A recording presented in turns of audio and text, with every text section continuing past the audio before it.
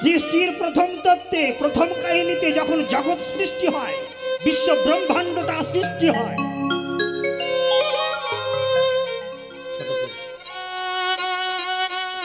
সৃষ্টিকর্তা ব্রহ্মা বললেন, প্রভু বিষ্ণুদেব ভগবানকে জানালেন, প্রভু আপনি তো জগৎ সৃষ্টি করেছেন, বিশ্ব ব্রহ্মাণ্ড সৃষ্টি করছেন, তো আপনি একবার ভাবলেন না জগৎ জীব যখন সৃষ্টি হয়, বিশ্ব ব্রহ্মাণ্ড যখন সৃষ্টি হয়,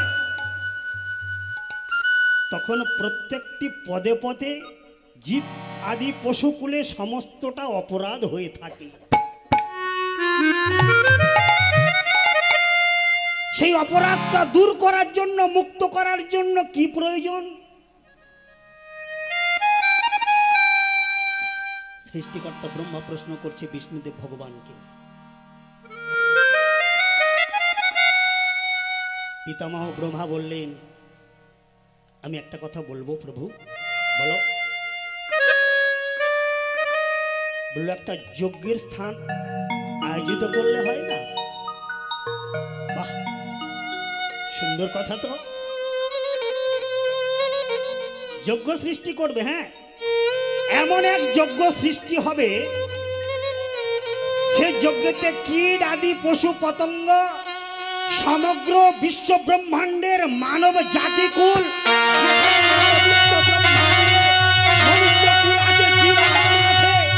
শান্তি পাওয়ার জন্য, শান্তি রক্ষা করার জন্য এমন যজ্ঞস্থল সৃষ্টি হবে, সৃষ্টি করতে হবে যে সমগ্র জীবগণ তাদের পরমাত্মাকে শান্তি করার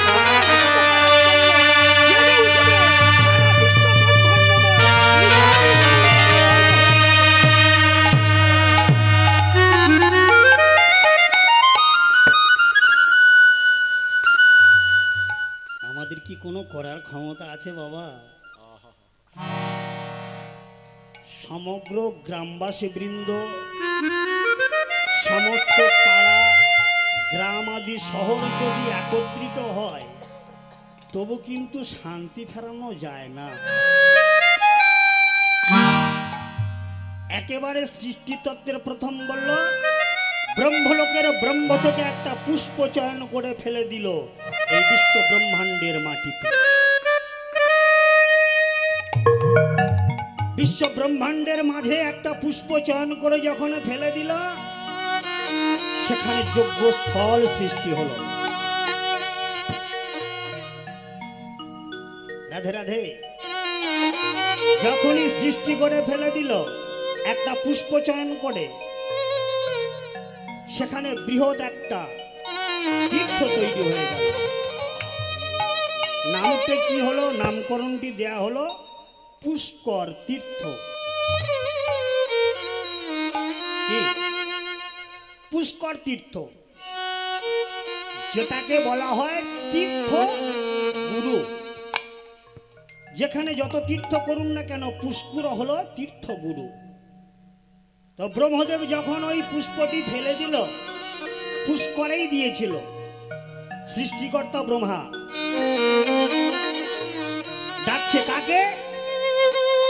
ভগবান ভগবান বলে, ভগবান বলে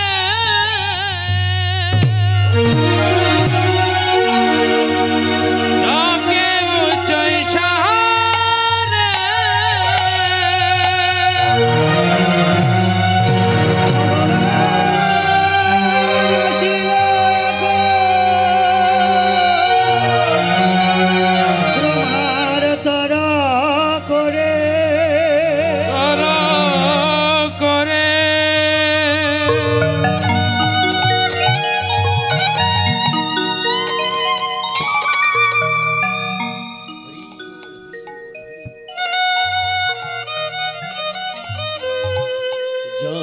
সত্যম জগো শিবং সুন্দর, তুমি জাগো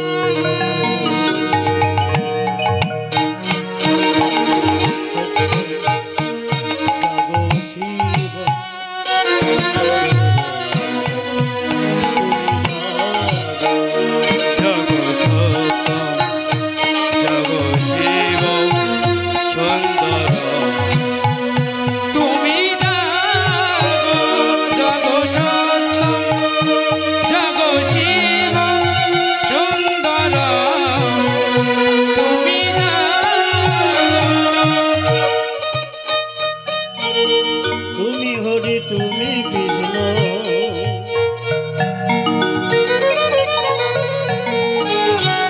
তুমি জয় শ্রী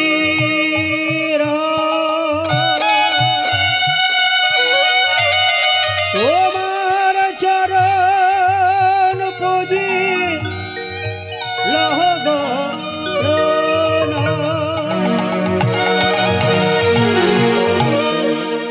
জাগো শিব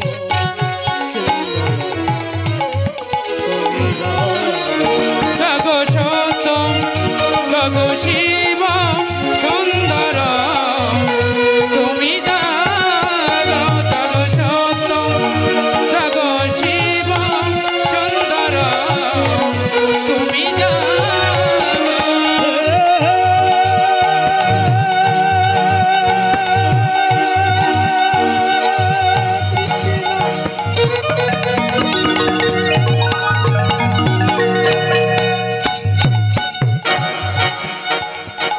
করুণা সিন্ধু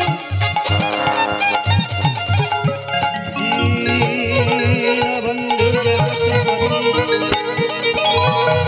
গোপেশ গোপিকাকান্ত রাধাকান্ত নমস্তুতে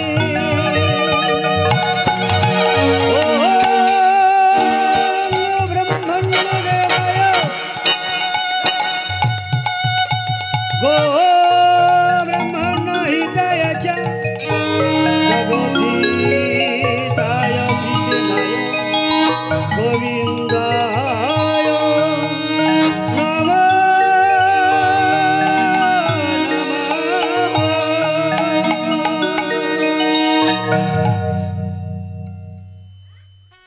जय श्री राधे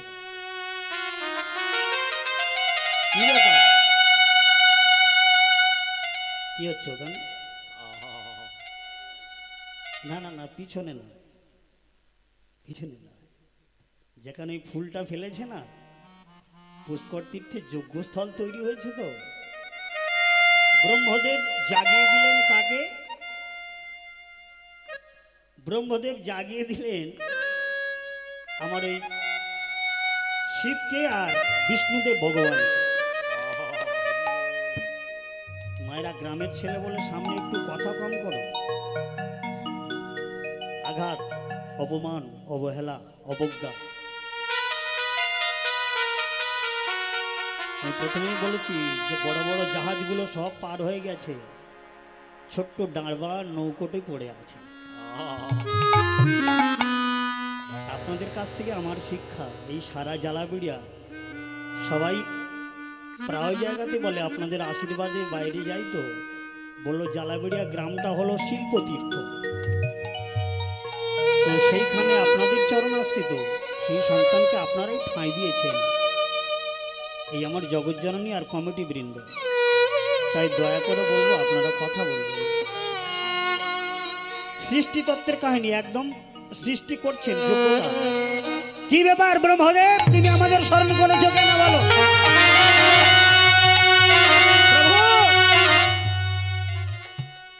আমি আপনাদের স্মরণ করেছি এই যে যজ্ঞস্থল সৃষ্টি হয়েছে না, এই যজ্ঞতে আপনাদের কিছু কিছু অংশে ডিপার্টমেন্ট নিতে হবে।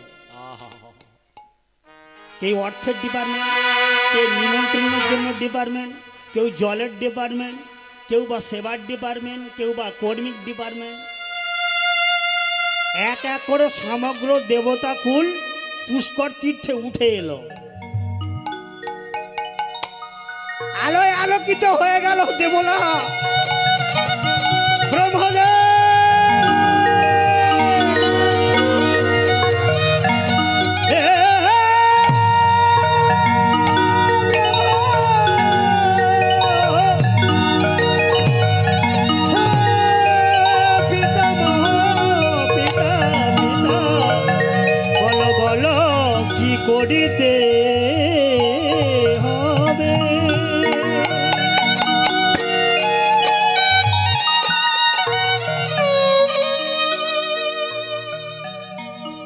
তাহলে সব্যের নিমন্ত্রণ নয়, হাঁড়ি বন্ধ হয়ে গেল। তো হাঁড়ি বন্ধ নিমন্ত্রণ মানে কি, যেটা কথা বাংলায় বলে, এখন রাগ করলে চলবে না কি বাবা। সবাই যখন এসে একত্রিত হয়েছে, বললো যাও, সময় তো নাই, তাড়াতাড়ি ব্যবস্থা করে দাও। কেউ বা ফুল চয়ন করেছে, কেউ বা বাড়ি এনে দিয়েছে, কেউ বা যজ্ঞের ঘি, মধু, কাঠ সব কিছু এনে দিয়েছে। এখন কি হবে, যিনি যজ্ঞটা সৃষ্টি করেছেন তিনি তো বসতে হবে যজ্ঞে, না? কে করলো? সৃষ্টিকর্তা ব্রহ্মদেব। সৃষ্টিকর্তা ব্রহ্মদেব বলছে, প্রভু আপনি বসুন না যজ্ঞে। বিষ্ণুদেব ভগবানকে বলছে, বলো না না না না। দেখেছেন কেমন চালাক ছেলে? এই ছেলের মতো চালাক আর বিশ্ব ব্রহ্মাণ্ডে দুটো নেই। আপনি বসুন, আপনাকে অনুরোধ করছি। এই যে নারায়ণী মন্দিরে সংকল্প হয়েছে না, এই সংকল্পে বসার জন্য ব্রহ্মদেবকে আহ্বান করলেন, বললো আপনি বসুন। বললো ঠিক আছে, কিন্তু সবাই তো এসে গেছে, সাইডে যিনি থাকবেন তিনি তো না হলে যজ্ঞ সম্পূর্ণ হবে না। সাইডে কে? স্বামী আর স্ত্রী, যাকে সাইডম্যান বলা হয়, যার নাম হলো সহধর্মিনী, অর্ধাঙ্গিনী, স্ত্রী, বধূ, আর অন্য কেউ না। বলো কি ব্যাপার, সবাই তো আসলো, মাতা সাবিত্রী তো এলো না, কে যাবে? খুব তাড়াতাড়ি কে যেতে পারবে? আর তো সময় নেই। ঠিক আছে, বলছো তাহলে একমাত্র খুব তাড়াতাড়ি গিয়ে মা সাবিত্রীকে ব্রহ্মলোক থেকে আনতে যদি পারে, সেটি একমাত্র হেলিকপ্টার ছাড়া আর কেউ পারবে। কি বাবা, হেলিকপ্টার ছাড়া খুব তাড়াতাড়ি যাওয়া যাবে? প্লেনে ছাড়া? প্লেনম্যান কে? কেউ আছে?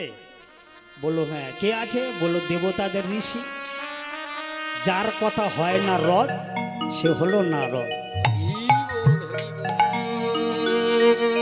শিব ভগবান বললে যাও যাও, আর হাতে সময় নাই, মাত্র 10 মিনিট সময় আছে। এই 10 মিনিটের মধ্যে ব্রহ্মলোকে গিয়ে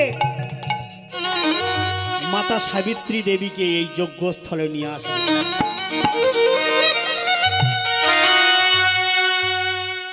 তাই নারায়ণের নাম করতে করতে চলেছে ব্রহ্মদেব, জাগো জাগো নারায়ণ,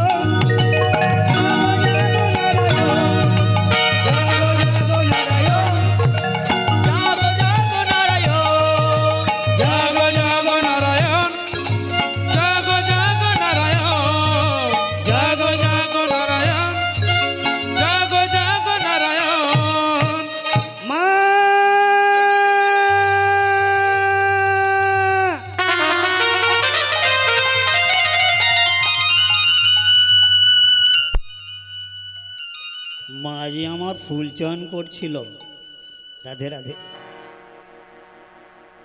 স্বামী আমার পরম দেবতা, অন্তরে জানতে পেরেছে স্বামী যজ্ঞ করছে, তাই মাঝি আমার এই যজ্ঞস্থলে ফুল দেওয়ার জন্য চর্চিত নয়নে জল ফেলে আর ফুলের ঝাড়িটি নিয়ে গলবস্ত্র কৃতাঞ্জলি করে ঠাকুরের আরাধনা করছি বিষ্ণুদেব ভগবান। হে পরম প্রেমময় ঠাকুর, হে আরাধ্য দেবতা বিষ্ণুদেব ভগবান, আমি জানি তুমি জগৎ স্রষ্টা, জগৎ পিতা, জগৎ চিন্তাবতী, তুমি সকলের চিন্তা করো, কিন্তু তোমার চিন্তা কেউ করে না। তুমি সবার জন্য ভাবো, তুমি সকলের পিতা, কেউ তোমার চিন্তা করে না। প্রতিটি বৃক্ষ পরি থেকে একটি করে ফুল চয়ন করে তুলছেন আর কাঁদছেন। এমন সময় নারদ মুনি ডাক দিয়েছে, মা মা। কে রে? কে ডাকছে? আবার এই সময় বাধা দিলি কে? আস্তে আস্তে আস্তে। মা আমি যে দেবর্ষি নারদ। কে রে? তোর মনটা এত চঞ্চল কেন?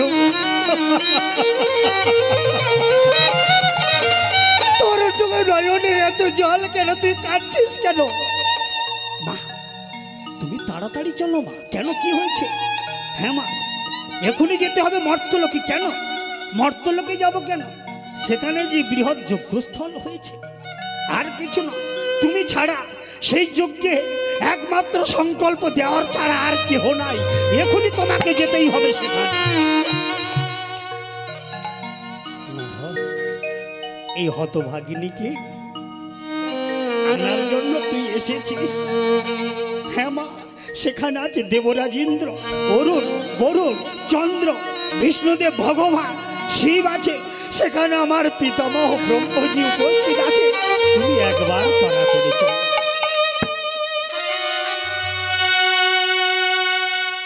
নারদ মুনি যে ঢেঁকি চেপে গিয়েছিল গো, ওই যে বলে গেলাম না এরোপ্লেন সৃষ্টি হলো, এরোপ্লেনটা ওটাকে দেখে বিজ্ঞান আগে আসেনি, বিজ্ঞান শাস্ত্র থেকে রিসার্চ করে চয়ন করে আজ এরোপ্লেন।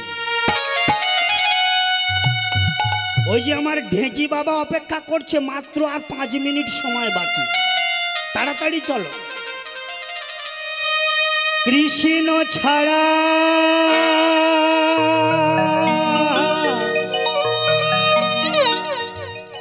কি আছে আমার,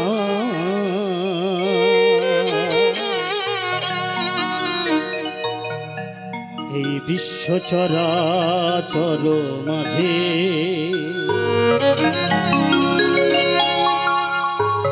বিশ্ব চরাচর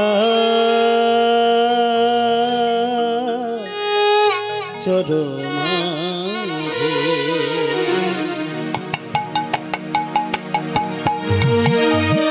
কৃষ্ণ ছাড়া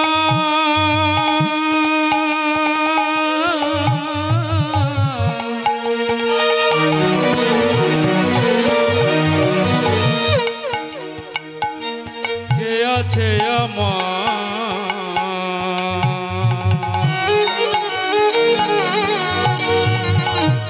বিশ্ব চরাচর মাঝে বিশ্ব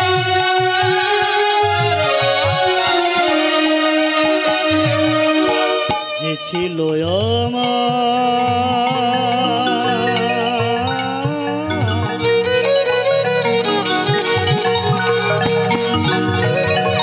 দুঃখ সুখের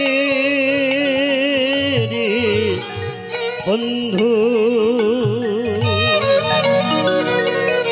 সে হলো আমার জীবন যুগের সিন্ধু। বলো তার নাম,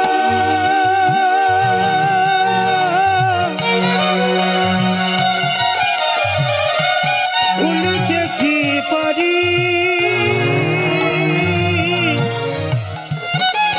বলো তার নাম, ভুলিতে কি পারি। বিশ্ব চরাচর মাঝে বিশ্ব চরাচর মাঝে কৃষ্ণ ছাড়া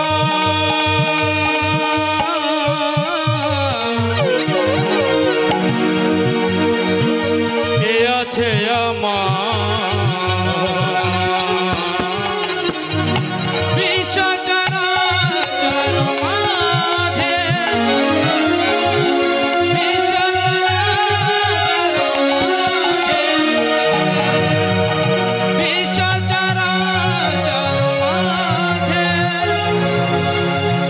বিশ্ব চরাচর মাঝে। ভগবান বিষ্ণুদেব বলছে কি ব্যাপার, সময় তো হয়ে গেছে, দেবর্ষি নারদ তো এখন এলো না।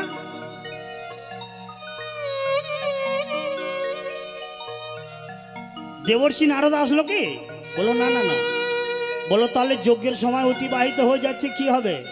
আস্তে বললো এক কাজ করো, এই ভগবান শিব আর বিষ্ণুদেব ভগবান কি বললেন? বললো আমি একটা কথা প্রস্তাব রাখবো। বলো বলো। যজ্ঞের সময় কিন্তু পের হয়ে গেলে আর যজ্ঞ সুসম্পন্ন হয় না। এই যেমন আজকে দিন হলে কীর্তন আর হবে না, মানে টাইম পার হয়ে চলে যাচ্ছে। কালকে যদি কেউ সকালে এসে বলে একটা পালা কীর্তন করা হোক, দেওয়া যাবে? যাবে না। বলো দের বাবা কোথায় ছিলে? বললো আমি বাইরে কাজে ছিলাম, হাওড়া হাটে মোট বইতে গিয়েছিলাম। বললো না না না, সে তো কালকের সব ঘুরিয়ে ফেলেছে, প্যান্ডেল খোলা হচ্ছে। তো ব্রহ্মদেব বলছে কথাটা তো মন্দ নয়, তো কি করা যাবে এখন? বললো ওই যে একটা গলার মেয়েকে তোমার স্ত্রী বানিয়ে পাশে রাখলে হয় না? তিনি সংকল্পে বসে যজ্ঞটা শুরু করে দেওয়া হবে। সৃষ্টিকর্তা ব্রহ্মা, পাকা চুল তো পাকা মাথা, তিন মাথা যার বুদ্ধি নেবে তার। ছোট করে রাধে রাধে বললো ঠিক আছে, মনটা কিন্তু করে বলছে আচ্ছা সবই তো ঠিক আছে, আমাদের বৈষ্ণব চূড়ামণি যিনি শিব, তিনি কি বলছেন? বলো প্রভু আমি ওই বিষ্ণুদেব ভগবানের মতে একত্রিত মত আছে। বলো বাহ ঠিক আছে, তাহলে এর জন্য কোনো দায়ী কেউ হবে না তো? বলো না না, আর কেউ দায়ী হবে না।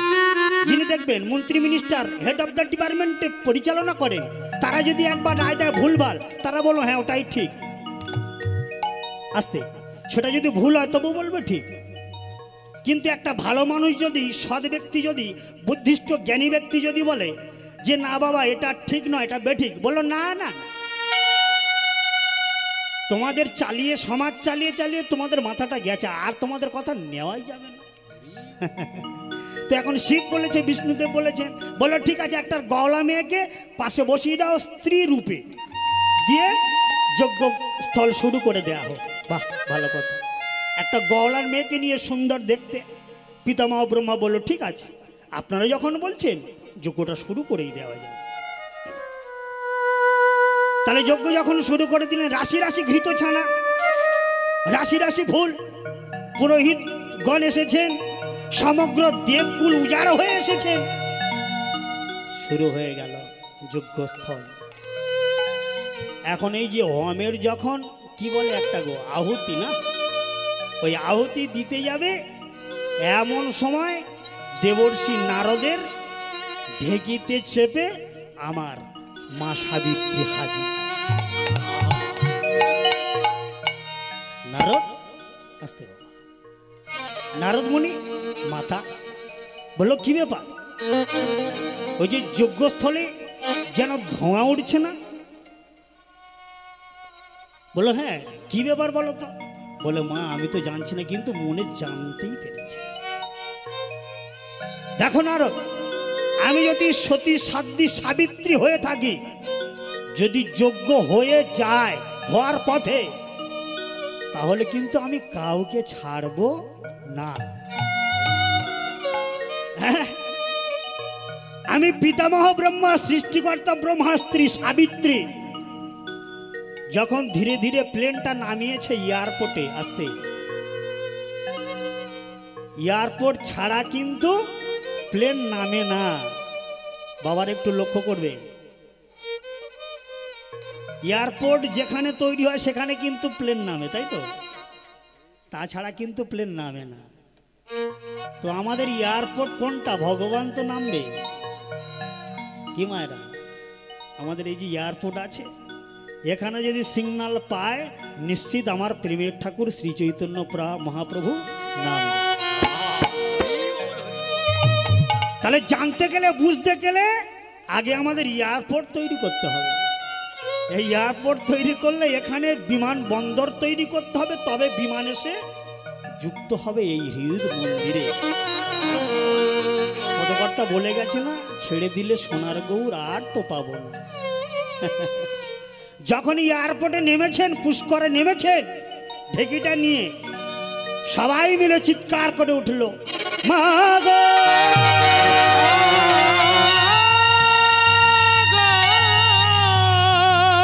মা, মা কি মা তুমি ক্ষণকাল এত দেরি হলো মা?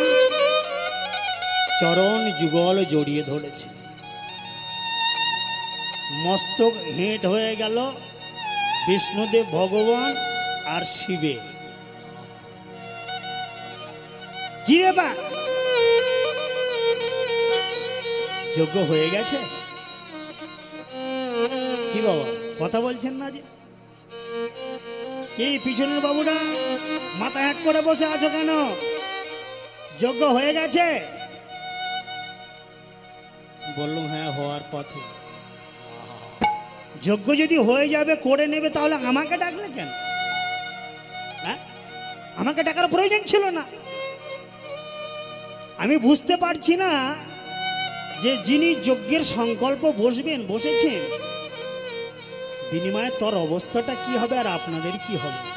আপনারা পৃথিবী ব্রহ্মাণ্ডটাকে বিশ্ব ব্রহ্মাণ্ডটাকে শান্তি করার জন্য, শান্তি রক্ষা করার জন্য, পাপিষ্ঠদের মুক্ত করার জন্য, পাপকে মুক্ত দেওয়ার জন্য এই বিশ্ব ব্রহ্মাণ্ড সৃষ্টি করে কীট আদি পশু পাখি লতা জীব আত্মা সকলকে শান্তি দেওয়ার জন্য তুমি একটা যজ্ঞস্থল বানালে। সেই যজ্ঞস্থলে সাবিত্রী থাকলো না, ব্রহ্মার পাশে সহধর্মিণী থাকলো না, অবশেষে যজ্ঞস্থল হয়ে গেল। আমার তোমরা তাহলে কেন?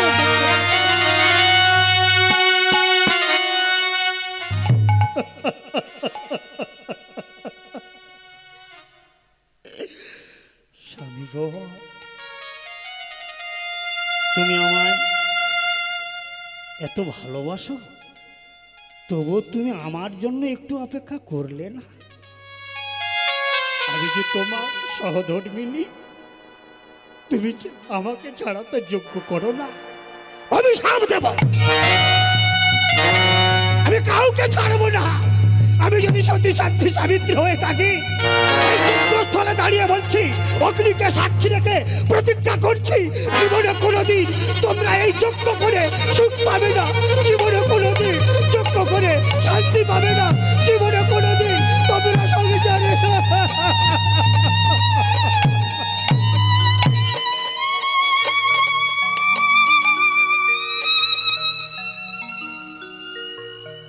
ভগবান বিষ্ণুদেব মাথাটা নত করে বলছে, মাতা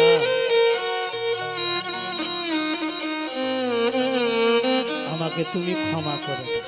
না, নারী জাতি শুধু খেলার পুতুল নয়, নারী জাতি হলো ভূমি লক্ষ্মী জগৎ জননী মা কল্পতরু বৃক্ষ। যে সন্তান মায়ের কাছে যেমনই ভাবে কায়মন বাক্যে প্রার্থনা জানায়, মা তার আশীর্বাদ করে মনোবাসনা পূর্ণ করে। আমি ছাড়বো না,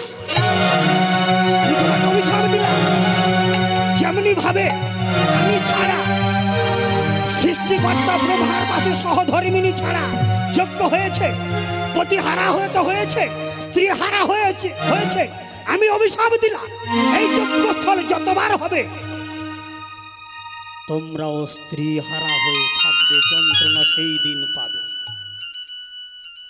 এক যুগ নয় বিষ্ণুদেব, তুমি যতবার জন্মগ্রহণ করবে পৃথিবীর বুকে, ততবার তোমাকে স্ত্রী হারা হতে হবে।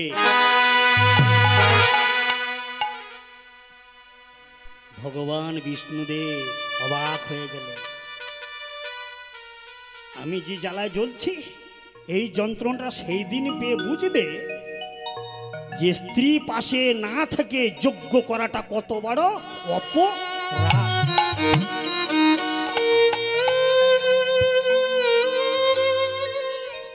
আস্তে বাবা, শিবকে কি বলা হলো? তুমি দেবের দেব মহাদেব, নাম তোমার নটরাজ, তোমাকে সবাই বৈষ্ণব চূড়ামণি বলে। তুমি এত পাগল হয়ে গেলে, তুমি তো আমি জানি হরি নামের পাগল, কিন্তু এমন নামের পাগল তুমি হয়ে গেলে ক্ষণকাল বিলম্ব করতে পারলে না, তোমাকে অভিশাপ দিলাম। আমি যেমন আমার এই স্বামীকে হারা হয়ে যজ্ঞ হয়েছে, তেমনি ভাবে তোমার স্ত্রী এমনই মহাযজ্ঞের মাঝে দেহ ত্যাগ করে, প্রাণ ত্যাগ করে তুমি জ্বালায় জ্বলতে জ্বলতে তোমার জীবন শেষ হয়ে যায়।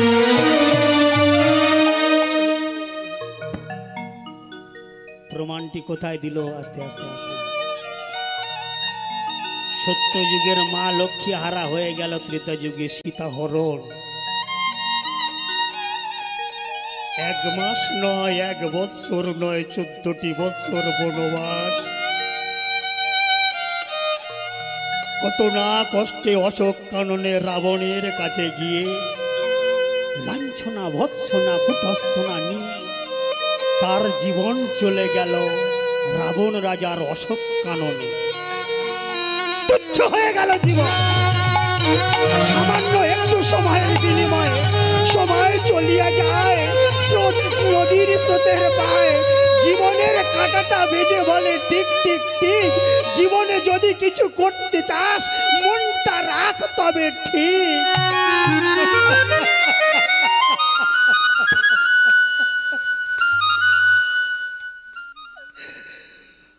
মনুষ্যকুলের সে দাম নেই বাবা, বরং দাম আছে একটা বৃক্ষ পড়ি জবা ফুলের। কেন?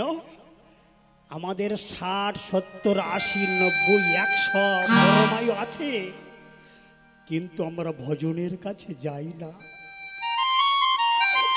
কিন্তু একটা বৃক্ষ পড়ি জবা পুষ্প সুপ্রভাত হওয়ার আগে পুষ্পটিত হয়,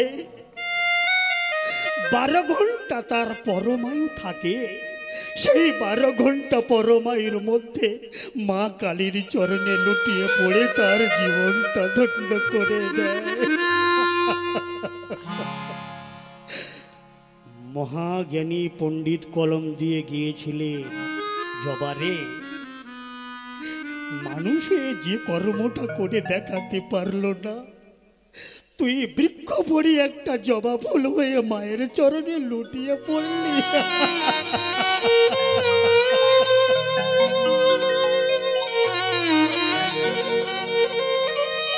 এই শোন না, আমি কি বলছি। যখন পুষ্প তুলতে গিয়েছিল না, মাতা সাবিত্রী দেবী বলেছিল, মা আমি যে তোর এই তুলে নিয়ে ভগবানের চরণে দিচ্ছি,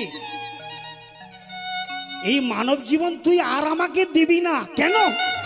আমি মানুষ হয়ে মানুষের কর্ম করতে শিখিনি, মানুষ হয়ে মানুষের সম্মান করতে জানিনি, মানুষ হয়ে পিতা মাতা গুরুজন সমাজকে কোনোদিন মানিনি। আমি জানতে চাই এই জবা পুষ্পের জীবনের কতটা মূল্য, মানুষ জীবনের কতটা মূল্য নেই। তাই তুই সেদিন আবার জীবনটা নিয়ে, আমি তোর জীবনটা নিয়ে মায়ের চরণে যেন লুটিয়ে পড়ি। জবারে একদিনেরই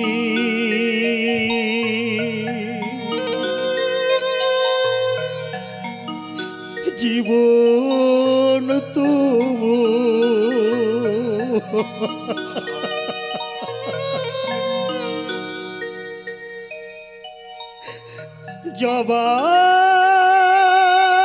জবারে তো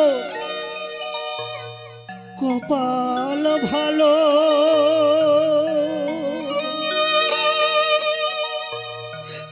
শ্যামা মায়ের চরণ জুড়ে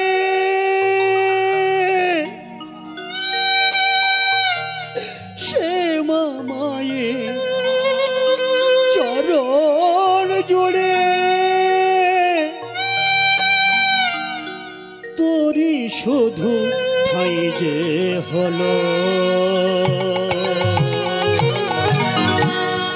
একদিনেরই জীবন তবু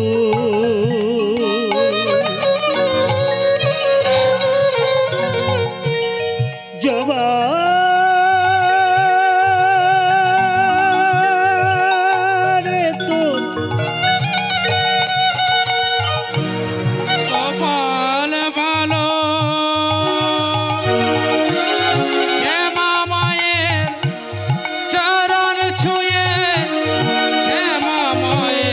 চরণ ছুঁয়ে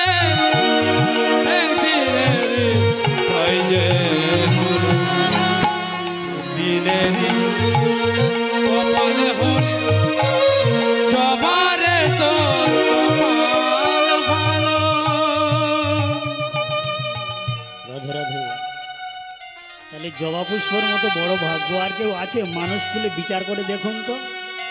হ্যাঁ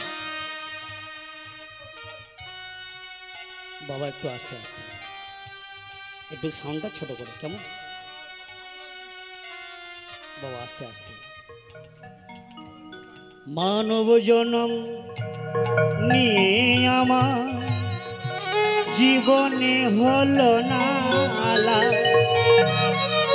মানুষ জন্ম পেয়ে আমার জীবনে হলো না আলা, কেঁদে কেঁদে সারা জন বলে যাব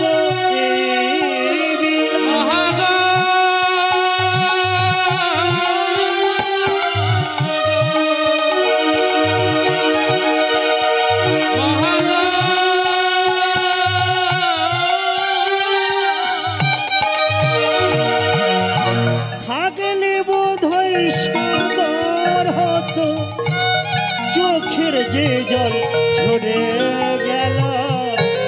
থাকলে বোধহয় সাগর হতো, চোখের যে জল ঝরে গেল।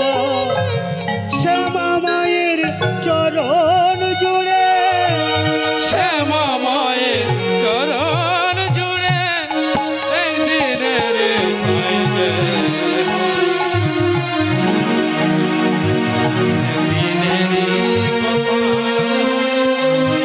জবারে তোর কপাল ভালো।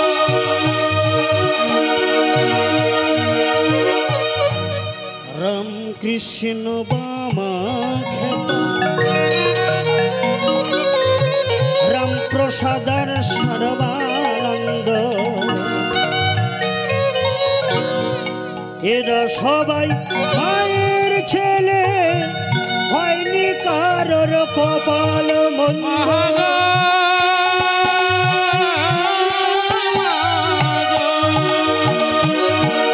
জানি না তো কোন বিধাতা, জানি না তো কোন বিধাতা এমন বিধান গড়েছিল। শ্যামা মায়ের চরণ ছুঁয়ে, শ্যামা মায়ের চরণ ছুঁয়ে একদিন দেখাইবে। জীবন জবারে তোর কপাল ভালো। শ্যামা মায়ের চরণ জুড়ে, শ্যামা মায়ের চরণ জুড়ে তোরই শুধু পাইতে হলো।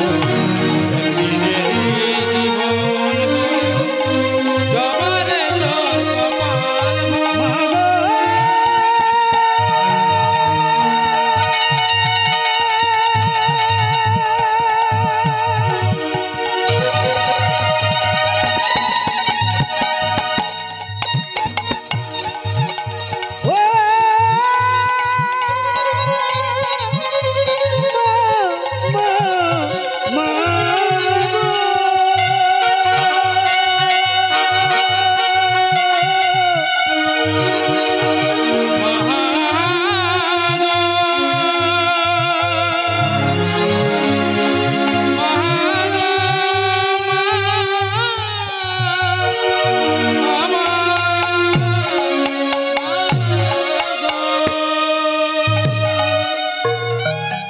জগৎজননী কল্পতরু মা আমার অভিশাপ করে কাঁদতে কাঁদতে বিদায় নিয়ে চলে যাচ্ছে।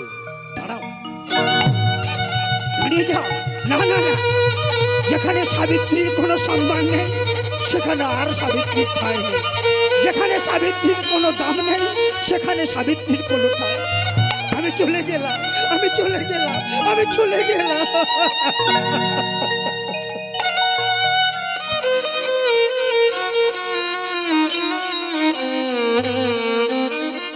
ছোট করে আস্তে, দাঁড়াও। ব্রহ্মদেব বলছে, দাঁড়াও সাবিত্রী, তুমি দুঃখ করো না স্বামী। হ্যাঁ, আমি যে গয়লার মেয়েকে আমার পাশে রেখেছি গয়লার কন্যাকে, সে তোমার সারা জীবন দাসী হয়ে থাকবে। কোনো দিনের জন্য আমি হয়তো ক্ষণেকের জন্য ঠাঁই দিয়েছি। মায়েরা একটু অনুভব করবেন, একটু চিন্তা রাখবেন মনে মনে। যদি কোনো স্বামী ধর্মের প্রতি আগিয়ে যায়, তার কোনোদিন পিছন টান দেবেন না, বরং তাকে আগিয়ে দেবেন। হয়তো কমিটি বৃন্দরা 500 টাকা চাঁদা দেওয়ার জন্য বিল লিখেছে, আপনি বলছেন বাড়িতে বন্ধু বান্ধব এসেছে 100 টাকা নিয়ে ম্যানেজ করে না, কিন্তু আমার কমিটি কোথায় থেকে ম্যানেজ করবে, তাই না? এটা বড় দুঃখ, এটা বড় কষ্ট, এটা বড় জ্বালা। যারা সামনে থাকে এর মতো যন্ত্রণা আর নেই। 500 টাকা লিখেছে, 600 টাকা দিয়ে দাও। কেন? বাজারের দামটা লাফিয়ে লাফিয়ে বাড়ছে, কমেনি, বেড়েই চলেছে। সাবিত্রী চলে গেল, আমি আর আসবো না, আমি অভিশাপ দিলাম।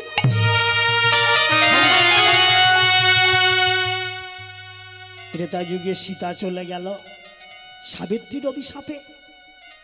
দাপর যুগে স্বামীকে হারা হয়ে গেল, রাধা রূপে ছিল আয়নের ঘরে। একটু আধটু কান্না কেঁদেছে না? হ্যাঁ, রাধারানী সীতা কি একটু আধটু কান্না কেঁদেছে? আমরা শুধু একটু যদি কাঁদি, বলে থাকি ভগবান নাই। কিন্তু ভগবানের স্ত্রী যে এত কাঁদলো, ভগবানের স্ত্রী কি বললো? কি বল? হ্যাঁ, না না না না না, এই প্রশ্ন নয়। ভগবান আছে। At first ask your mind, you are wrong or right.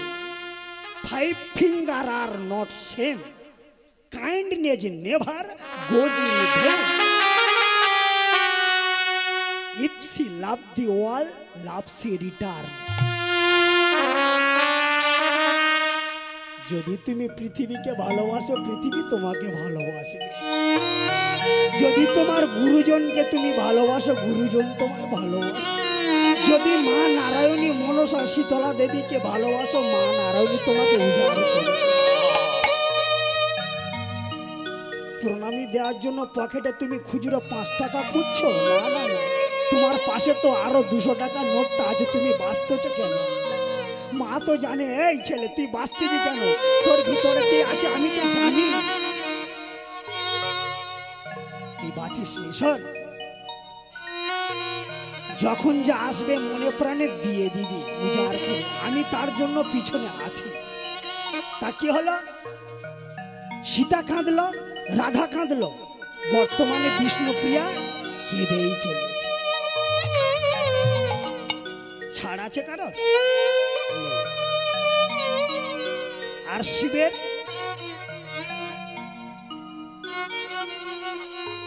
যে শিব ছিল, পার্বতী, দুর্গা, যখন দক্ষ রাজা নিমন্ত্রণ করেনি, বিনা নিমন্ত্রণে গিয়েছিল, কি হয়েছিল? বাবার যজ্ঞে আহুতি দিয়েছিল সতী, দেহ ত্যাগ হয়ে গেল। সেদিন বুঝেছিল যে সত্যি সাবিত্রীর অভিশাপ জীবন্ত আছে। সাবিত্রী, তুমি এত সুন্দরভাবে আমাদের একটি অভিশাপ দিলে, যা আজও সত্য, ত্রেতা, তাপর, কলি বহন করে নিয়েছে এই অভিশাপ। ভক্তমণ্ডলী, ভক্তিমতী মায়েরা, সকলের কাছে বিনীত নিবেদন, যখন কোথাও যজ্ঞস্থল হবে, আপনারা শান্তিপূর্ণভাবে সেখানেই গিয়ে দাঁড়ান। তাহলে এখানে কি হলো? রাজা হোক, জমিদার হোক, আর ভগবান হোক, জীবনে কারোর সমান যায় না। হলেও রাজার ছেলে, নাহি হবে অন্য। মনে ভাবছি আমি রাজার ছেলে, দুপুরে স্নান করে অন্নটা পাবো খুব সহজে, কিন্তু না না না, চিরদিন কাহারও সমান নয়। সত্যি যদি সমান যেত, তাহলে ভগবানের আজও এত কাঁদতে হতো না।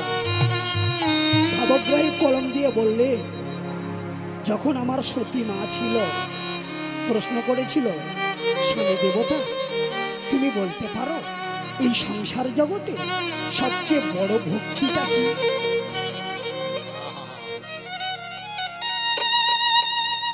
আমার পার্বতী জিজ্ঞাসা করছে শিবকে, প্রভু এই সংসার জগতে সবাই বলে ভক্তি, সবাই বলে ভক্তি ভক্তি, সবচেয়ে বড় ভক্তি জিনিসটা কি? আমার তিনটি প্রশ্ন তোমার কাছে দেব, যদি উত্তর দাও আমি তাহলে চিরকৃতজ্ঞ থাকবো, শান্তি থাকবো। আর দুটো প্রশ্ন কি? বলো সবচেয়ে বড় ভক্তি কি, আর জীবনে সবচেয়ে কে পাপ বহন করে নিয়ে চলে, আর এই সংসার জগতে সবচেয়ে বড় দান কি? কি শুনতে ইচ্ছে লাগে না? বড় ভক্তিটা কি শোনো, চিরদিন কাহারও সমান নয় যা পার্বতী। বড় দান হলো, এক দেশে এক রাজা ছিল জানো তো। আমি এই গল্পটা যদি না বলি পার্বতী তুমি বুঝতে পারবে না। তুমি আমার কথাটি মন প্রাণ দিয়ে শোনো। বলো বলো স্বামী দেবতা। বললো, এক দেশে এক রাজন ছিল। সেই রাজন সব সময়ের জন্য রাধা মাধবের গলা একটি করে মালা পরিয়ে দিত। প্রত্যেক দিন তার বাড়িতে একটা পুরোহিত রেখে দিয়েছিল। সেনাপতি মাহান্ত ছিল। রাজা মহাশয় সেনাপতির কাছে বলতো, শোনা এই মালাটি নিয়ে রাধা মাধবের গলায় দেবে, কিছুক্ষণ পর সেটা খুলে আমায় দেবে, আমি গলায় দেব। ভালো কথা। এমনই করে প্রতিনিয়ত প্রত্যেক দিন রাজা মহাশয় একটি করে মালা দেয়। সেই মালাটি নিয়ে পুরোহিত মহাশয় রাধা মাধবের গলায় দিয়ে, প্রভু এ মালায় যে কত শান্তি সে একমাত্র তুমি জানো আর রাজা মহাশয় জানে। এই যে মালার কত শান্তি রাধা মাধব জানে আর রাজা মহাশয় জানে। তাই দেখতে দেখতে কিছুদিন পর রাজা মহাশয়ের শরীর খারাপ হয়ে বিছানা শয্যাশায়ী হয়ে গেল। কিন্তু মালাটি নিয়ে রাধা মাধবের গলায় পৌঁছে দিল। রাধা মাধব মন্দিরে পরাবো তোমারে,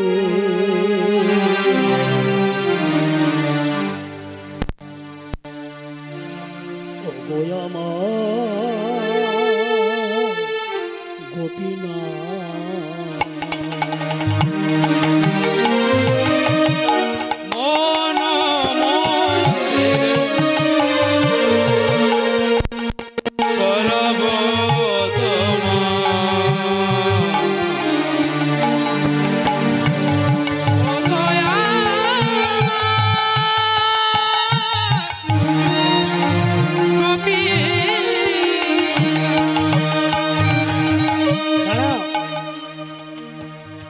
বিছানা শয্যাশায়ী হয়ে গেছে যখন, আস্তে আস্তে আস্তে যখনই বিছানা শয্যাশায়ী হয়ে গেছে, ব্রাহ্মণ ডাকছে, সেনাপতি সেনাপতি। পুরোহিত মহাশয় বললই না, আমার রাজন কই, রাজা মহাশয় কই? যে রাজার গলা আমি রাধা মাধবের মালাটি পরিয়ে রাজা মহাশয়ের গলায় পরিয়ে দিই। বললো, রাজা মহাশয় আর উঠতে পারছে না। কেন? বলো শয্যাশায়ী হয়ে গেছে। কি হবে? বললো, আজকে ওই মালা আর রাজা মহাশয় কি দিতে লাগবে না, ওটা তুমি রাধা মাধবের গলায় আবার ফিরিয়ে দাও।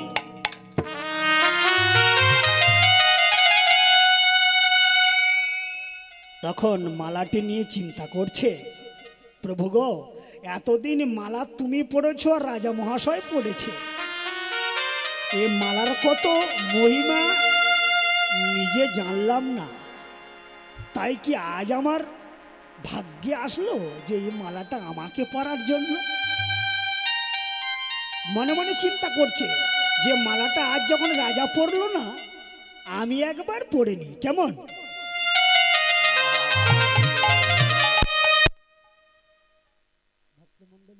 মালাটা পুরোহিত মহাশয় নিজেই পরে নিয়েছে। যখনই পরে নিয়েছে না, যে রাজা মহাশয় নিত্য নৈমিত্য রাধা মাধবের মন্দিরে প্রণাম করে গলায় মালাটি পরে নেয়, সেই রাজা মহাশয়ের কি যেন মনে একটা উতল পাতাল হয়ে গেল। হে রাধা মাধব, প্রতিদিনের মতো আমি কি মালা পরতে পারবো না? হ্যাঁ, তাই ধীরে ধীরে বিছানা পড়ে প্রণাম জানিয়ে আর রাধা মাধবের মন্দির দিকে আসছে। আস্তে আস্তে আস্তে যখনই আসছে, পুরোহিত মহাশয় দেখতে পেল রাজা মহাশয় আসছে। দেখি, তাই তো রাজা মহাশয় নাকি শয্যাশায়ী হয়ে গেছে, আসতে পারবেন না। আর এই যে রাজা মহাশয় আসছে, আমার গলায় যদি মালা দেখে রাজা মহাশয় তো ক্ষিপ্ত হয়ে যাবে, আমাকে দণ্ড দেবেন। তাই খুব তাড়াতাড়ি ছুটতে ছুটতে ছুটতে ছুটতে ছুটতে ছুটতে গিয়ে আর মালাটি খুলে নিয়ে আবার সেই আগের মতো রাধা মাধবের গলায় পরিয়ে দিল।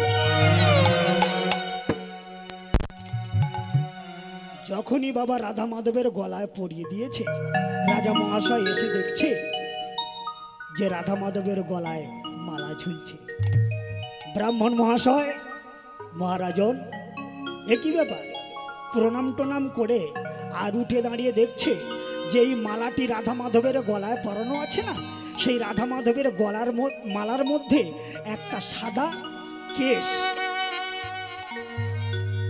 একই জীবনে তো কোনোদিন এত মালা আমি রাধা মাধবকে দিয়েছি, কোনোদিনের জন্য তো ফুলের মালার মধ্যে সাদা কেশ দেখা যায় না। তাহলে এই কেশটা কার? ও, বুঝেছি, আমি আজ আসতে পারছিলাম না বলে নিশ্চয়ই ব্রাহ্মণ মহাশয় এই মালাটি নিজে পরেছিল, আর আমি আসতে দেখেই এই তাড়াতাড়ি করে মালাটি নিয়ে রাধা মাধবের গলায় পরিয়ে দিয়েছি।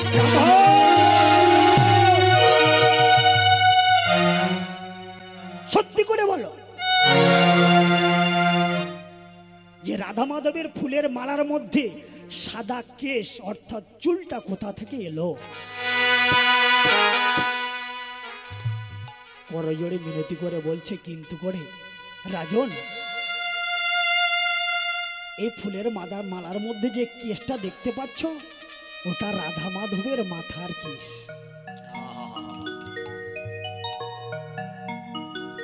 মিথ্যা বলে দিল। রাধে রাধে যখনই এই কথাটা বললো, অবাক হয়ে গেল। পুরোহিত, কি বলছো তুমি? আমি জীবনে কোনোদিনই শুনিনি যে শ্রীকৃষ্ণ বিষ্ণুদেবের নারায়ণের কেশ কোনোদিন সাদা হতে পারে। এই প্রথম তোমার কাছে আমি শুনছি যে কৃষ্ণ ভগবান রাধা মাধবের মাতার কেশটা যে সাদা হতে পারে। আমি বিশ্বাস করি না।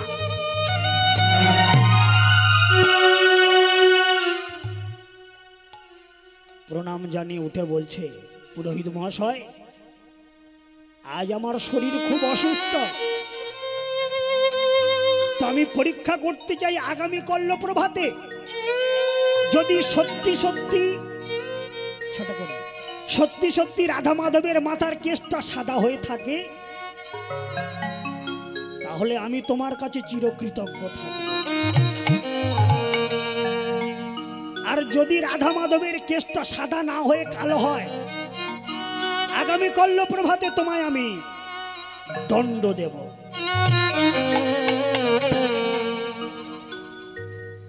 তাই নয়ন ভরা জল নিয়ে কাঁদছে। এই কথা বলে রাধা মাধবের মন্দির থেকে রাজা মহাশয় চলে গেল। সন্ধ্যা নেমে এলো। সন্ধ্যা আরতি করার সময় রাধা মাধবের কাছে কাঁদছে। গিরিধারী, বলো গিরিধারী, আজ যে আমি মিথ্যা জালে জড়িয়ে গেছি, রাত প্রভাত হলে তো আমার দণ্ড নেবেই। আজ তুমি ছাড়া আমার বাঁচাবার আর কেহ নাই গো। এ কঠিন পরীক্ষায় তুমি আজ আমাকে ফেলে দিয়েছো দয়াময়। আমি বুঝতে পারিনি রাজা মহাশয় আসবে আর আমার এমন গলায় মালাটা কোনোদিন ধরে নেবে, আমি বুঝতে পারিনি। আমি সত্যি সত্যি যদি জীবনে তোমাকে ভালোবেসে থাকি, তোমার সাধন করে থাকি, তোমার ভজন করে থাকি দয়াময়,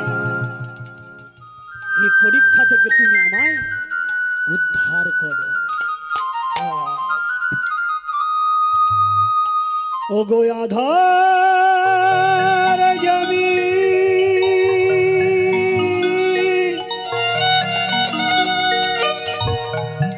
একা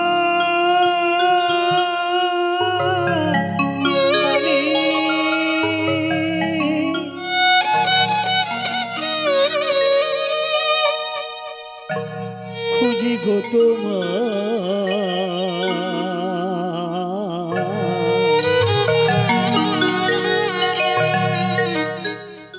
হাত ধরে পার করে নিও গো হাত ধরে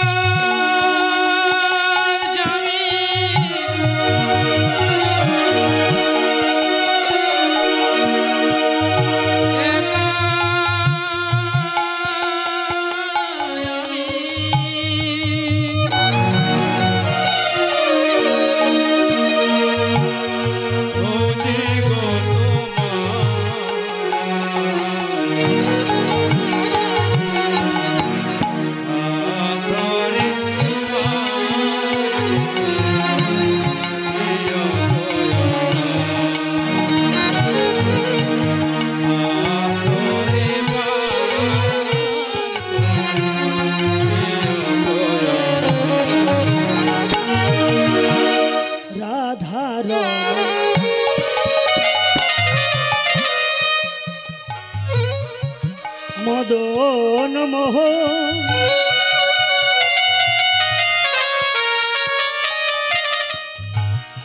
ও গো গিরি ধারি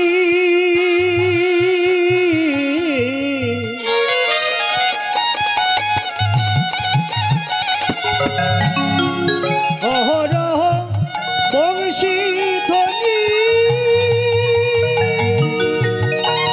শনি গো তোমারি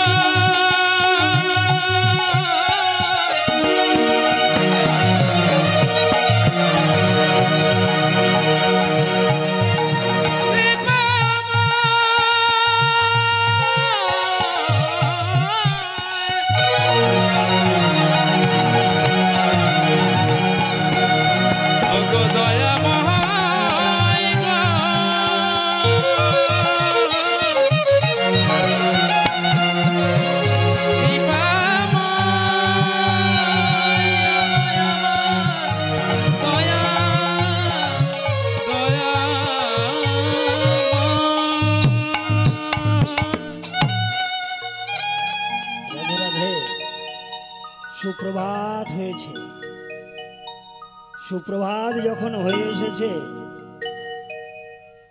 সারা নিশি তো নিদ্রা নেই। হ্যাঁ, কি করে নিদ্রা যাবে? সকাল হলে যে তার দণ্ড দেয়া হবে। আস্তে আস্তে আস্তে মানুষের জীবন চলে যায়। হ্যাঁ? হায় রে সাধের মালা, তুই জীবনে এসেছিলিস গলে, পেলাম কত জ্বালা। কখন এসেছিলিস? আত্মীয় স্বজন পরিবার বর্গ সবাই মিলিত হয়ে অগ্নিসাক্ষী প্রজ্বলিত করে তুলে দিল একটা ফুলের মালা। সারা জীবন সংসারে থাকতে থাকতে জীবন নেমে এলো বড় ভয়ঙ্কর জ্বালা।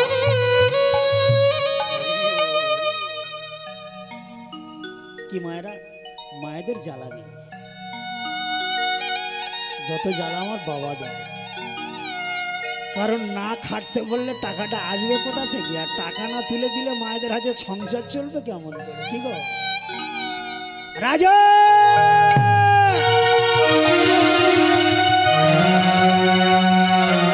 কাঁপছে, ভয় কম্পিত হয়ে কাঁপছে। দণ্ড দেয়া হবে। প্রভাতকালে যখন সেনা সৈন্য নিয়ে আসছে না, মহারাজ রাধা মাধবের মন্দিরের দিকে স্থাপিত হয়েছে। এমনই একটি মালা নিয়ে আর পুরোহিত ব্রাহ্মণ মহাশয়ের হস্তে তুলে দিয়েছে। ধরো।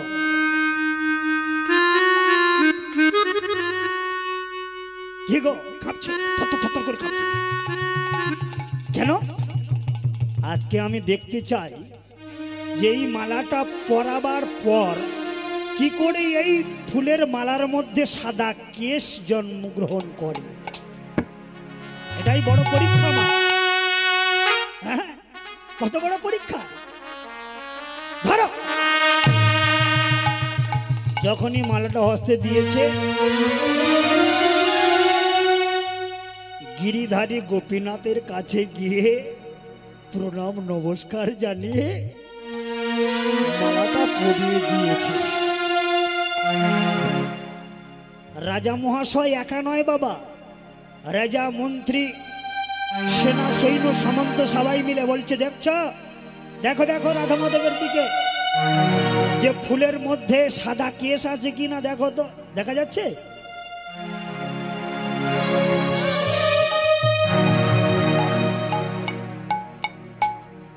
কিছু দেখা গেল? যায়নি না? যখনই যায়নি, কি গো পুরোহিত ব্রাহ্মণ, আসে যায় করে হিত, তার নাম পুরোহিত। তাহলে আমাদের হিত করার জন্য বর্ণের শ্রেষ্ঠ ব্রাহ্মণ যে রাধা মাধবের সেবা করে সবসময়ের জন্য, নিত্য নৈমিত্য। মিথ্যা কথা বললে?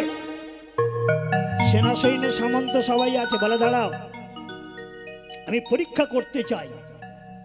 হে ব্রাহ্মণ মহাশয়, তুমি রাধা মাধবের মাথা থেকে আস্তে আস্তে আস্তে মুটুকটা একটু খুলে দাও তো। রাজা মহাশয় কি করলো? রাজা মহাশয় সম্মুখে দাঁড়িয়ে আছে ব্রাহ্মণ পণ্ডিত, গিয়ে শ্রীকৃষ্ণ ভগবানের মাথার মুকুটটা খুলে দিয়েছে। কি দেখলো? যত কালো কেশ ছিল সব সাদা হয়ে গেছে। নিতাই গৌর হরিবোল হরিবোল। ভক্ত শক্ত বড় পণ্ডিত রইল বসে, গাছের ফল গাছে আছে, বোটা গেল খসে।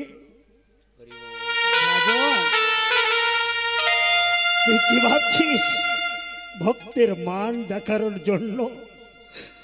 যদা যদা হি ধর্মস্য গ্লানির্ভবতি ভারত অভ্যুত্থানমধর্মস্য তদাত্মনস্তিকম মহাম পরিত্রাণাং সাধনাং বিনাশায় চ দুষ্কৃতম ধর্ম সংস্থাপনার্থায় সম্ভবামি।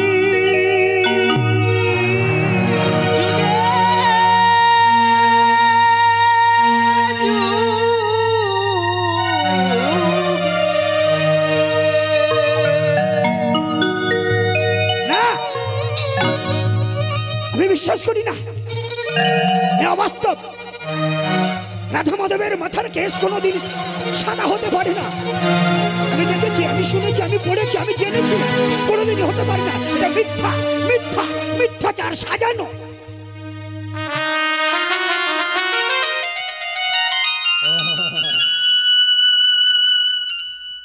কেন?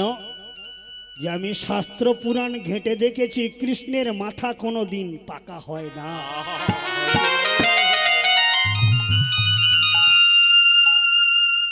তুমি কি আমায় সাজানো কেস একটা মাথায় পড়ি আমাকে বিভ্রান্ত করতে চাইছো? হ্যাঁ মাধা, বিশ্বাসটা বড় জিনিস, কি গো? হ্যাঁ, ব্রাহ্মণ নিশ্চিত করে রাত্রির মধ্যে কোনো বাজার থেকে চুল বানিয়ে রাধা মাধবের মন্দিরে রাধা মাধবের মাথায় লাগিয়ে দিয়েছে গো। আমি রাজা, আমার চোখে ফাঁকি দেওয়া নাকি? হ্যাঁ, রাজা বলেছে না দণ্ড দেব, আর না হলে আমি চিরকৃতজ্ঞ থাকব। শোনো, সঙ্গে সঙ্গে ধীরে ধীরে আগিয়ে গিয়ে রাধা মাধবের মাথায় হাত দিয়ে, রাধা মাধবের মাথায় হাত দিয়ে কেশ ধরে টানছে। দৃশ্যটা দেখুন। হরিবল হরিবল। পরীক্ষা করেছে, যখনই রাধা মাধবকে ছুতে নেয়, রাধা মাধব বলছে, রাজন তোর ভ্রান্তি এখনই কাটলো না? মাথা দিয়ে, মাথা দিয়ে অঝর ঝর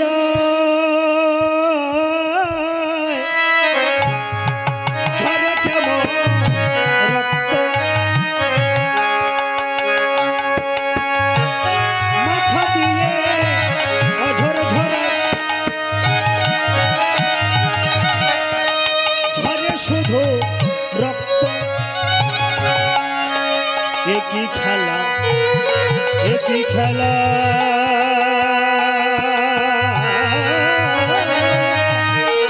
খেললে প্রভু।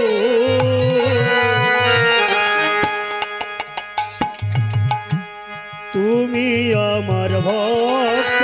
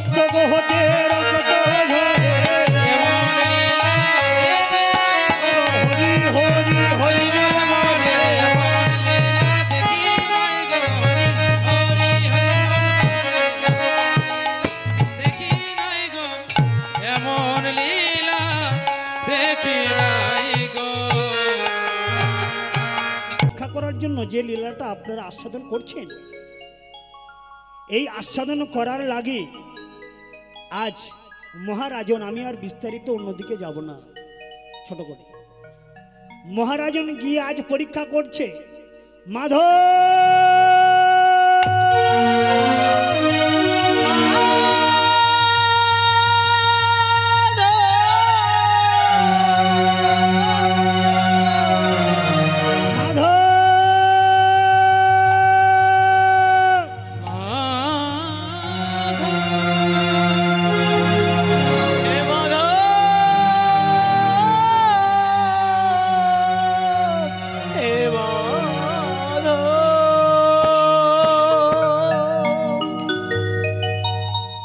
মাধবের মস্তক থেকে যখন কেশ ধরে টান দিয়েছে না, উপরে আসলো কেশ, গায়ের জোরে টান দিয়েছে মহারাজন, মার একটু লীলার দিকে লক্ষ্য করবেন, গল্প করবেন না, তাহলে আপনারা বুঝতে পারবেন না। এটা মহামূল্যবান সময়। আর আগামী দিন যার আছে পাত্র করগ বোঝাই, নইলে ধন ফুরায় যায়। যদি আপনি কিছু পাত্র নিয়ে টিওলে যান, তারপর কিন্তু বাড়িটা আনতে পারবেন জল, নইলে আপনি খালি হাতে গেলে কিন্তু জল পাবেন না। আপনি যদি পাত্র না নিয়ে যান, আপনার খালি মুখেই ফিরতে হবে। কি বাবা, পাত্র কিন্তু আমাদের আছে, ভগবান দিয়েছেন। তো কেউ ভরে নিয়ে যাচ্ছে আর কেউ নিচ্ছে না, অযাচিত হয়ে যাচ্ছে, রুচি এসে যাচ্ছে। পেপার দেখছে কখন বড় দল নামবে। যাই হোক, হরিবল হরিবল। কি হলো, মাথা যখন টেনেছে, চুল কেশ যখন টেনেছে না, ধীরে ধীরে রক্ত ঝরছে। মাধব দেখি দেখছে, হাতে রক্ত লেগে গেল, মাধবের মাথা থেকে রক্ত ঝরছে। ব্রাহ্মণ মহাশয় কাঁদছে, রাধা মাধব তুমি আমার মুখ রেখেছো, রাধা মাধব রাখবে না, কেন রাখবে না? সারা জীবন যে তার সাধনা করে এসেছে ব্রাহ্মণ, রাজন করেনি কেন? সে যে রাজা, সে যে মহারাজ, যার অনেক অর্থ আছে, তার অনেক টাকা আছে, তার বিল্ডিং আছে, গাড়ি আছে, অর্থ ঐশ্বর্য আধিপত্য আছে। তাই মাথাটা তার কোনোদিন নিচু হয়নি। উঁচু জমি জল থাকে না, নিচু হলে ফুল তো সোনা। তুমি টাকা দিয়ে বাজার থেকে শুধু মালা কিনে আমার হাতে দিয়েছ, পরিয়ে দিয়েছি মাত্র। কিন্তু তোমার ভাড়া করা যে পুরোহিত সবসময় পূজা করে কাঁদে, কি বাবা, টাকা আছে তাই মালা কিনে দিয়েছে। আমি গরিব, আমার টাকা নেই, আমার মালা কেনার পয়সা নেই, তাহলে আমাকে দণ্ড নিতে হবে রাধা মাধব? না,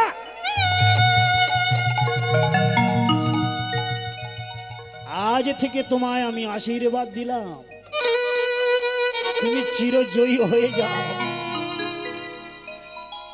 ব্রাহ্মণ নয়ন ধারায় বিরাম চলে যাও।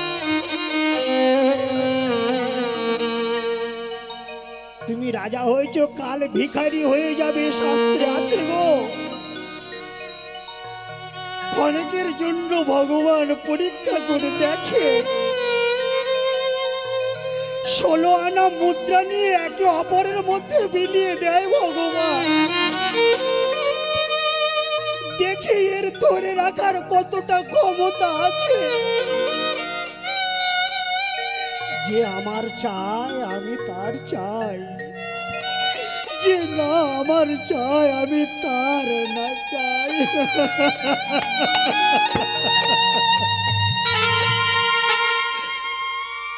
ও গো চিরদিন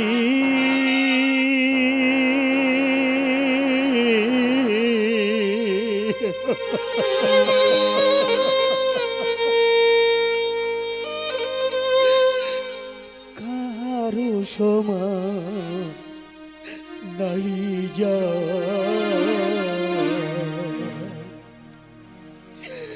আজ কে যে রাজা ধীরা ও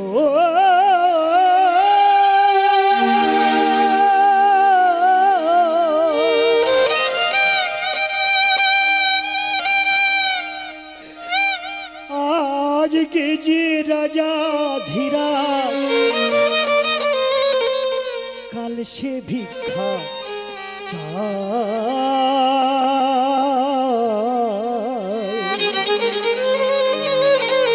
কাহারো সমান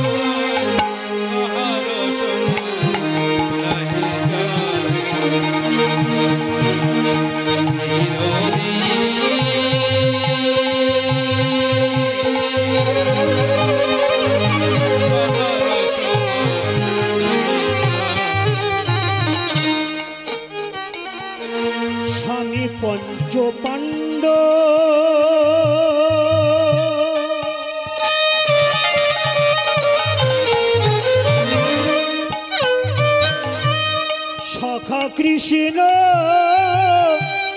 ভগবান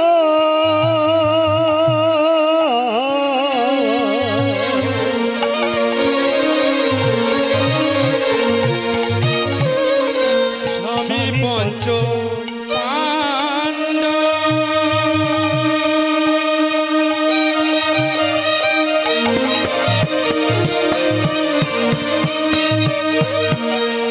সখা কৃষ্ণ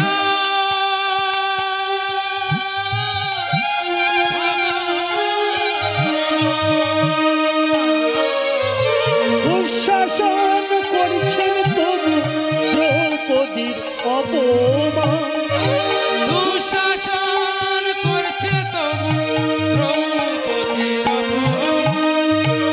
পুত্র তার হলো হত পুত্র তার হলো হত যদুপতি যার সহায় কাহারো সমান নাহি যার চিরদিন, কাহারো সমান নাহি যার। আজকে যে রাজা ধীরা, আজকে যে রাজা ধীরা, কালকে ভিক্ষা কাহারো সমান নাহি যার চিরদিন, কাহারো সমান নাহি যার, কাহারো সমান নাহি যার। অবতার শ্রীরামচন্দ্র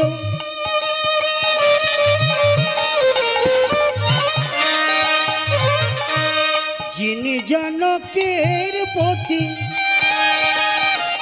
তাহার হইল বনবাস রাবণ ঘটায় দুর্গতি তাহার হইল বনবাস রাবণ ঘটায় দুর্গতি। অবতার শ্রীরামচন্দ্র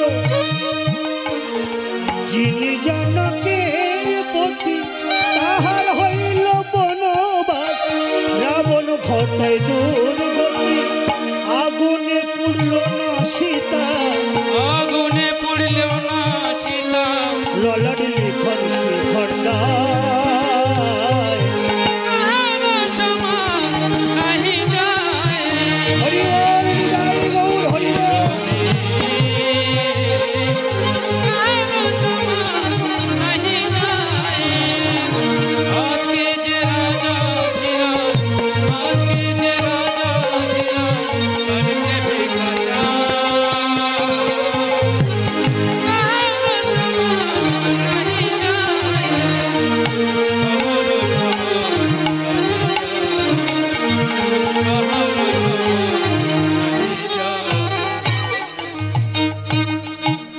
ভক্তমণ্ডলী ভক্তিমতী মায়েরা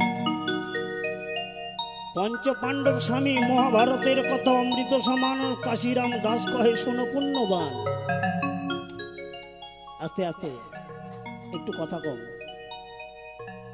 কাশিরাম দাস কহে শুনে পুণ্যবান যারা শ্রবণ করেন তারা হলো পুণ্যবান যে বলছেন উনি পুণ্যবান নন তাহলে আপনারা আজ সবচেয়ে বড় পুণ্যবান আপনাদের মতো ভাগ্য আর কেহ নেই গো স্বামী পঞ্চ পাণ্ডব তবু কি দ্রৌপদীকে রক্ষা করতে পেরেছিল মহা পণ্ডিত বসেছিল মহা বীর যোদ্ধাপতি বসেছিল কেউ একবার বলেছেন যে না হস্তিনাপুর সারা বিশ্ব ব্রহ্মাণ্ডের মধ্যে বৃহৎ সাম্রাজ্য তার মহারানীকে হরণ করছে ছেলে খেলা গল্প বন্ধ করো বলল না কেউ যুধিষ্ঠির শুধু গদাটা উত্তোলন করে বলেছিল দাদা একটি বার তুমি আদেশ দাও আমার যে ৮০ লক্ষ মনের গদাটা ওই দুঃশাসনের মাথায় বসিয়ে ১০,০০০ হাতির শক্তি যাহার বাহুবলে না যিনি বিচার করবেন যিনি দণ্ড দেবেন তিনি আমার প্রাণ গোবিন্দ শয়নে স্বপনে নিশি জাগরণে যার স্বপ্ন দেখুন দর্শন সেই হলো আমার শ্রী নারায়ণ যে নারায়ণ আমাদের সঙ্গে আছে আর আমার কিসের ভয়? হ্যাঁ, ভগবানের হাত যার যে ভক্তের মাথায় আছে তার কোনো ভয় নাই, কোনো ভয় নাই। কি গো, তাহলে কি করলো? পুত্র যার হলো হত, যদুপতি যার সহায়, অভিমন্যু মৃত্যু হয়ে গেল। যদুকুল বংশাধিপতি কৃষ্ণ রক্ষা করতে পেরেছে না? তুমি কেঁদো না বোন। এই যে what is lotted can not be blotted, ললাটের লিখন খণ্ডাবে কে? বিধি যেটুকু লিখে দিয়েছে সেটুকু প্রথমে এন্ট্রি হয়ে গেছে খাতাতে, আর এখন যে আপনারা শুনছেন এন্ট্রি করছেন আমার মা যজ্ঞেশ্বরী যোগমায়া। মাধ্যমিক উচ্চ মাধ্যমিক পরীক্ষা চলছে, যে যেমন ছাত্রছাত্রী পরীক্ষার্থী লিখিত করবে সে তেমন ফল পাবে। কর্ম করো, ফলের আশা করো না। তাহলে তো বাঁচাতে পারতো, পারেননি। অযোধ্যা নগরী রাজার ছেলে রামচন্দ্র জানেন না? সবই জানেন, তবুও তার সত্ত্বেও তিনি বনবাস গেলেন। আগুনে পুড়লো না সীতা, কেন? অযোধ্যা নগরী সবাই বলছে যে সীতা কুলটা, দুশ্চরিত্রা, ব্যভিচারী, দ্বিচারিণী। কেন? ওই যে রাবণের ঘরে ছিল। মহাজন বলছেন আগো না, সীতা হলো অগ্নিদেবী, অগ্নিসম, অগ্নি প্রজ্বলিত নারী। যদি ওই নারী একবার মুখ বদনটা রাবণের দিকে তাকাতো, রাবণ পুড়ে ভস্মীভূত। অযোধ্যা নগরীগণ সবাই বলছে জানো তো, আমাদের বড় বাড়ির ব্যাপার হলে চেপে যায় ঘটনাগুলো, আর গরিব মানুষের ঘটনাগুলো ঢাক ঢাক করে বেজে যায়। কথাটা রামচন্দ্রের কর্ণে গেল। রাধে রাধে বলল ঠিক আছে, এই অযোধ্যা নগরীর কথা রক্ষার্থে আমি সীতার অগ্নি পরীক্ষা। বললো হ্যাঁ আমি এক্ষুনি দিতে রাজি। অগ্নি পরীক্ষা করলো, অনুজ লক্ষণ অগ্নি প্রজ্বলিত করে দিল। রাধে রাধে। মা সীতা প্রণাম করে 3 বার প্রদক্ষিণ করলো শ্রীরামচন্দ্রকে। শ্রীরামচন্দ্র, শ্রী কথার অর্থ হলো সুন্দর, রা কথার অর্থ হলো বিশ্ব ব্রহ্মাণ্ড, মো কথার অর্থ হলো পিতা। বিশ্ব ব্রহ্মাণ্ডের মধ্যে যিনি সর্বশ্রেষ্ঠ সুন্দর পিতা, একানিষ্ঠ পিতা, সে হলো আমার শ্রীরামচন্দ্র। 3 বার প্রদক্ষিণ করলেন, করে মা সীতা আগুনের মধ্যে চলে গেলেন। কেন?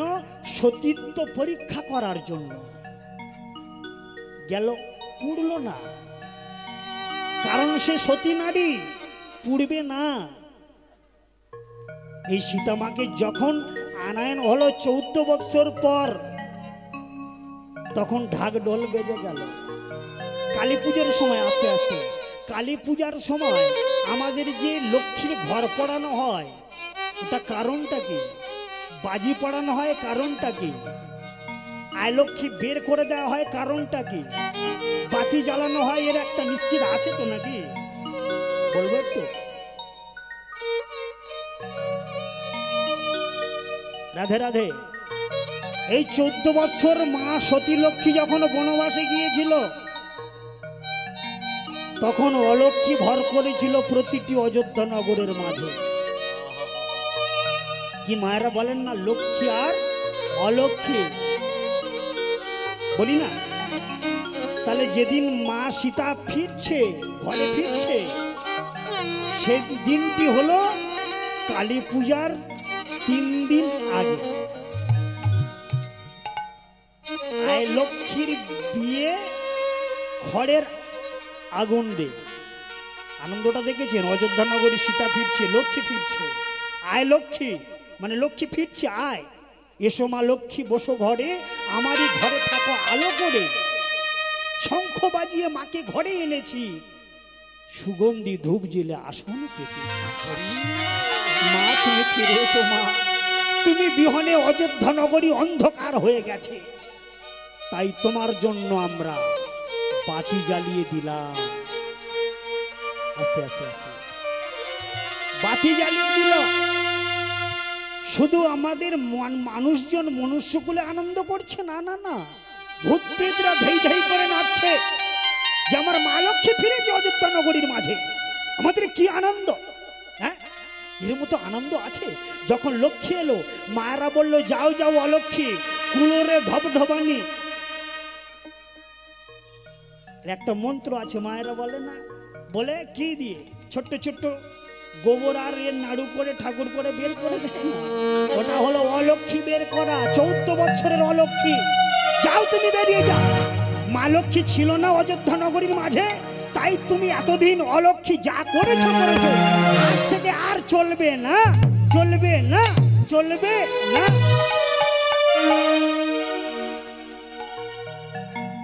দূর হয়ে যাও। তাই মা লক্ষ্মী যখন ভর করেছে, আজ তোমার চলবে না। বিধির লিখন খণ্ডাবে কে? তাই মহাকবি কলম দিয়ে বলেছিল, ওই যে ব্রাহ্মণ বলল, হে বিধি, তোমার বিধানে কেমন লেখা গো? হ্যাঁ, যখন রাজন ওই যে মাথার কেস ধরে টেনেছে, ব্লাড বেরিয়ে আসলো না, চরণ দুটো জড়িয়ে ধরেছে ব্রাহ্মণে, ব্রাহ্মণ তুমি আমায় ক্ষমা করে দাও। তুমি জানো না, দৈববাণী হলো, নল দয়মন্তী চলে গেল ভিখারি হয়ে,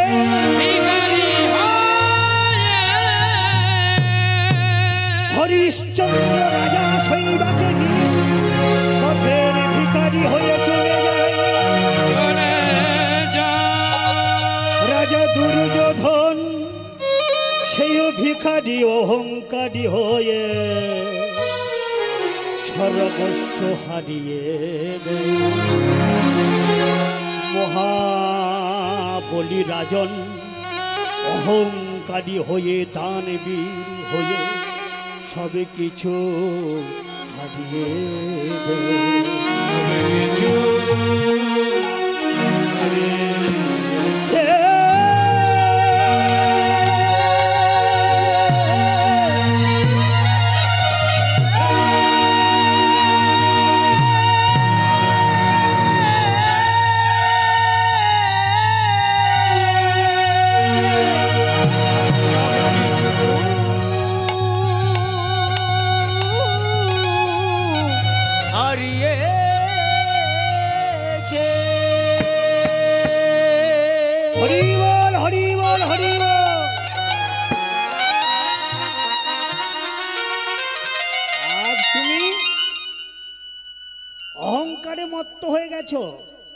এই 16 আনা অর্থ নিয়ে রাজার মধ্যে দেয়, জমিদারের মধ্যে দেয়, আর ভিখারিকেও দেয়। যারা অট্টালিকায় আছে তাদের জন্য 24 ঘন্টা, যারা পথের কাগজ কুড়িয়ে নেয় তাদের জন্য 24 ঘন্টা। যে সূর্যটা ওঠে সে মুচির ছেলের জন্য আলো দেয়, যে অক্সিজেনটা দেয়, আর রাজার জন্য দিয়ে থাকে। রাধারানী তো সবসময় বলে, ললিতা রে, আমি কৃষ্ণকে দেখব না, যত বলি তত যেন আমার চোখে ভেসে ওঠে, আমি মুছে দিতে চাই, আমি চাই না অমন ছেলেকে দেখতে। কেন? বললো দেখবি না তো দেখবি না, মুছে ফেল। বললো আমি যখন কাকে করে কলসিটা নিয়ে যমুনা বাড়ি আনতে যাই, আমি জল ঢেইয়ে ফেলে দিই, তবু একটা কৃষ্ণকে দেখতে না পেয়ে যেন আমি হাজার হাজার লক্ষ লক্ষ কৃষ্ণকে জলের মধ্যে দেখতে পাই। জানি কৃষ্ণ প্রেম যার আছে, নয়ন দেখলে যার চাইছে না। সখী শ্রীহরি কেমন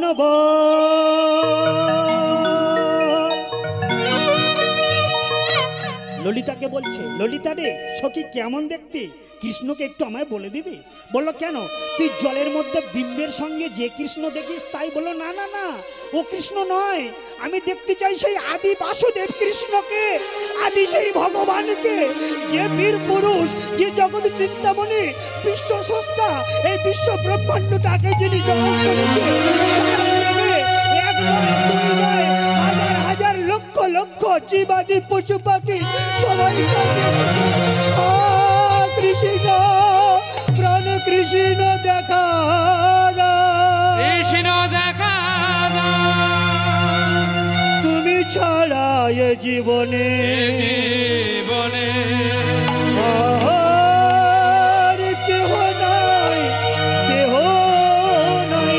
কেহ নাই, কেহ নাই।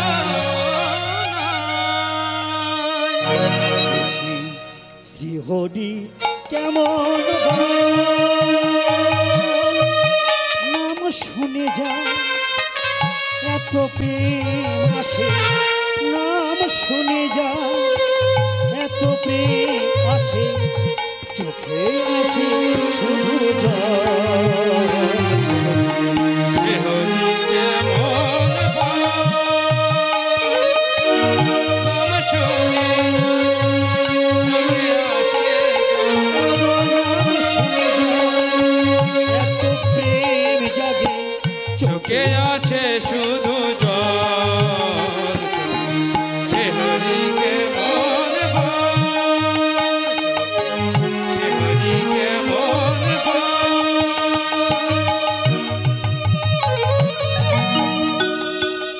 কেন কেন তুই কৃষ্ণকে দেখিসনি? সে যে কালো। ললিতা বলছে কালো নয়, সে তো এই জগতের আলো। জগতের আলো। দেখবি যদি জ্ঞানের ওরে মন বাতি জালো। বাতি জালো। যে শুনেছে তার নাম, যে দেখেছে রূপ, কখনো ভুলে না সে তো তার কি অপরূপ। রাম কৃষ্ণ রূপে সে তো ধরা মাতালো, অযোধ্যার নয়নমণি কতই কাঁদালো। কতই কাঁদালো।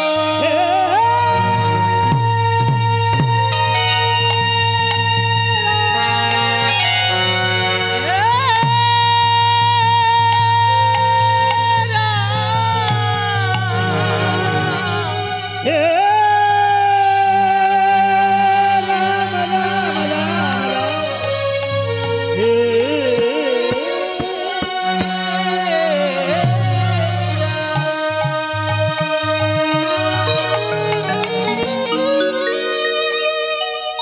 জয় জয় শ্রী রামচন্দ্র কি জয় জয়, জয় সীতাপতিনাথ কি জয়, জয়, জয় মা নারায়ণী কি জয় জয়, জয় সাধুগুরু বৈষ্ণব কি জয়।